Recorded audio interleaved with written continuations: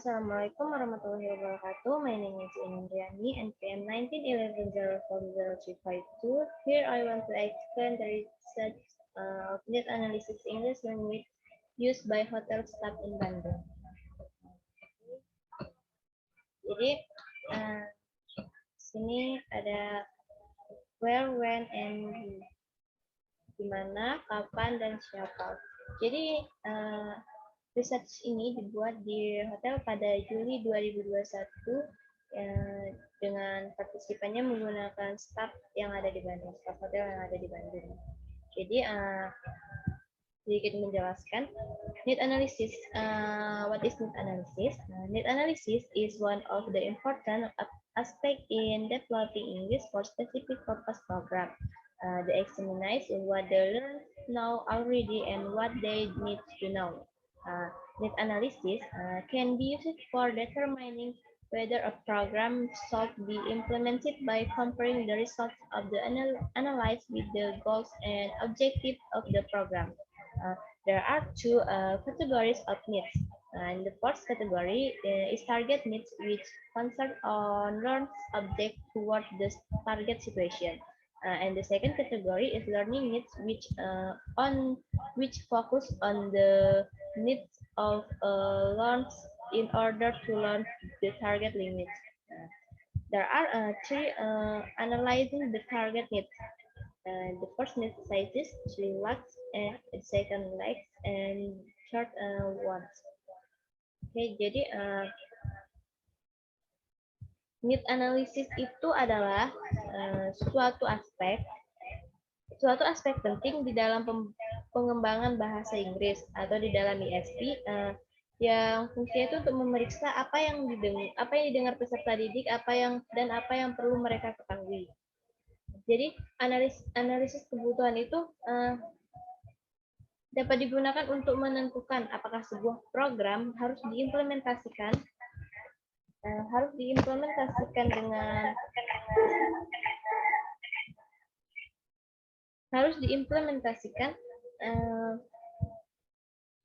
dengan membandingkan hasil analisis dengan tujuan program. Ada dua kategori yang berbeda. Yang pertama itu ialah kebutuhan target. Kebutuhan target itu yang menjadi perhatian pada tujuan belajar terhadap situasi target. Dan yang kedua itu adalah kebutuhan belajar. Nah, kebutuhan belajar ini berfokus pada kebutuhan pelajar untuk mempelajari bahasa target. Terus selanjutnya ada 3 aspek dalam menganalisis kebutuhan target. Yang pertama kebutuhan, yaitu apa yang dibutuhkan seperti berbicara, dalam keterampilan bahasa yang paling penting. Kemudian fungsi bahasa yang paling relevan di industri ini yaitu untuk memberikan informasi, memberikan layanan, dan menawarkan bantuan. Selain itu juga ada kekurangan. Dalam bahasa Inggris ini ada kekurangannya ialah ada ketidakmampuan para pelajar untuk memahami atau mengerti aksen-aksen dalam kata-kata dan ungkapan yang tidak tepat. Misalnya kosakata yang mereka miliki yang tidak memadai, atau kurangnya pengetahuan tata bahasa mereka. Dan yang terakhir itu keinginan. Jadi pengembangan kurikulum ini ialah keinginannya untuk meningkatkan pelajaran bahasa Inggris dengan aktivitas yang lebih rinci lagi dalam percakapan, misalnya dalam percakapan di hotel, terus untuk penanganan keluhan dan bagaimana menjelaskan tentang fasilitas dan layanan hotel tersebut. Berikutnya ada instrumen. Oke, jadi instrumen. The study used quantitative research designed to analyze the needs of English language in hotel industry. Questionnaire was given to gain information from the participants. The instrument used in the research is questionnaire using Google Forms. The questionnaire were distributed to all the participants by email and WhatsApp. Jadi pada penelitian ini peneliti menggunakan metode yaitu desain penelitian kuantitatif dengan menganalisis kebutuhan bahasa Inggris di industri hotel. Jadi pada quantitative research ini peneliti menggunakan metode seperti kuesioner, yaitu dengan cara diberikan untuk mendapatkan informasi dari peserta didik. Terus instrumennya yang digunakan pada penelitian ini adalah kuesioner dalam menggunakan Google Form. Dapat berupa open-ended atau closed-ended. Terus kuesioner ini didistribusikan ke semua peserta melalui email dan WhatsApp. Yang ketiga, result. Jadi ini kuesioner result. Jadi ini hasilnya. Jadi di sini ada very important, ini ada 80%. Ini 80% ini orang atau pelajar yang menganggap bahwa keterampilan berbicara menggunakan bahasa Inggris itu sangatlah penting. Sedangkan di sini ada important, ini 16%. Ini menganggap bahwa kemampuan berbicara itu penting, tapi tidak terlalu penting seperti itu. Sedangkan di sini ada quite important, ini menganggap bahwa keterampilan berbicara itu sangat tidak penting menurut mereka seperti itu. Berikutnya ini, oke, ini vocabulary grammar, ini ada speaking 25%. Nah, di sini para partisipan ini menganggap bahwa yang paling penting di dalam skill itu adalah kemampuan speaking skill-nya. Itu yang paling penting, dan yang kedua penting itu adalah listening-nya. Karena berikutnya ada reading dan vocabulary, kemudian yang terakhir baru grammar. Jadi dari semua skill ini, para partisipan itu menganggap bahwa yang paling penting itu ialah speaking. Yang harus banyak dipelajari itu ialah tentang speaking skill, karena di dalam industri hotel ini lebih banyak melakukan aktivitas berbicara atau berkomunikasi. Jadi mereka menganggap bahwa di industri hotel ini kemampuan yang paling dibutuhkan itu ialah kemampuan berbicaranya. Ini the problems encountered by hotel staff in using English language. Based on the respondent answer about the problems they encountered when using English in their workplace, there are 3 main problems. Oke, jadi masalah-masalah yang ditemuin staf hotel ini itu, yang pertama itu adalah mereka itu merasa gugup. Mereka merasa gugup saat menggunakan bahasa Inggris untuk berkomunikasi dengan para tamu. Mereka tuh merasa gugup itu karena merasa malu apakah yang diucapkan mereka itu benar atau tidak. Terus itu yang kedua itu mereka merasa kurangnya kosakata yang mereka ketahui. Vocab mereka yang mereka miliki itu masih minim. Jadi sehingga membuat mereka tuh sulit untuk berbicara menggunakan bahasa Inggris.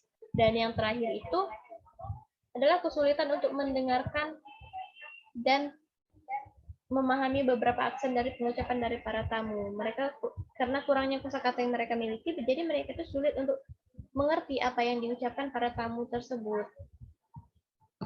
Terakhir, oke, dan yang terakhir finding. Oke, jadi ini maksudnya kesimpulannya itu kesimpulan dari berdasarkan penelitian ini, jadi speaking itu adalah keterampilan terpenting. Dari hasil penelitian ini menyimpulkan bahwa skill yang paling penting itu adalah speaking, karena selain untuk berkomunikasi, speaking juga itu berguna untuk memberikan informasi juga tentang fasilitas apa yang dimiliki, layanan hotel yang dimiliki seperti apa, itu memberikan apa saja informasi tentang yang dapat ditemui di sekitaran hotel atau yang dimiliki hotel itu, seperti itu. Kekurangan dan kelebihan dari hotel itu mereka dapat memberitahunya seperti itu. Berikutnya saya akan memberikan contoh silabus. Contoh silabus dari materi ini.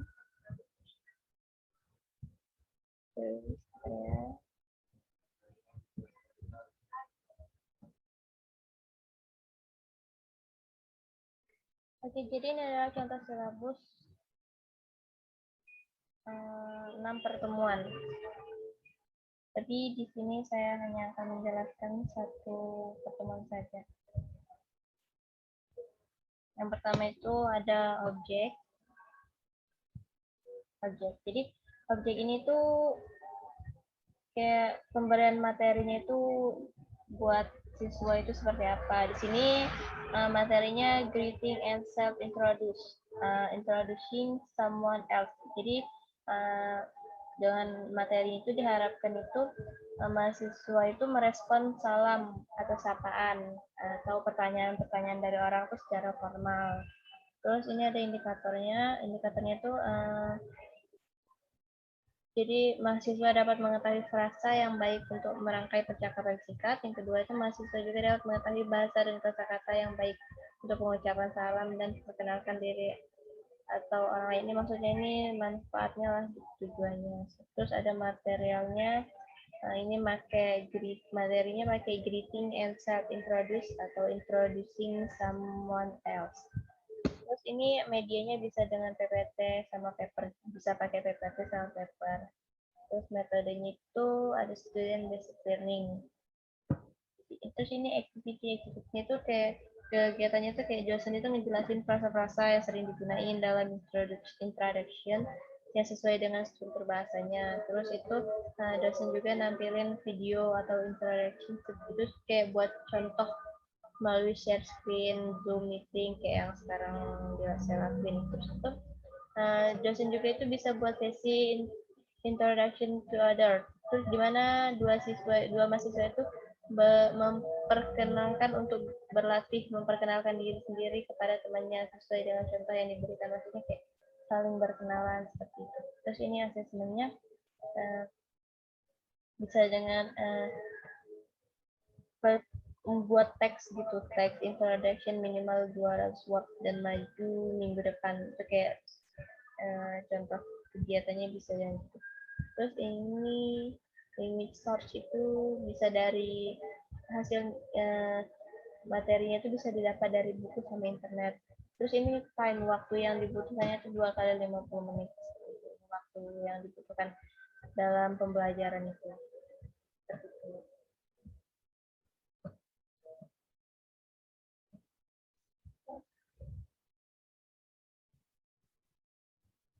Mungkin saya rasa cukup sekian yang dapat saya sampaikan.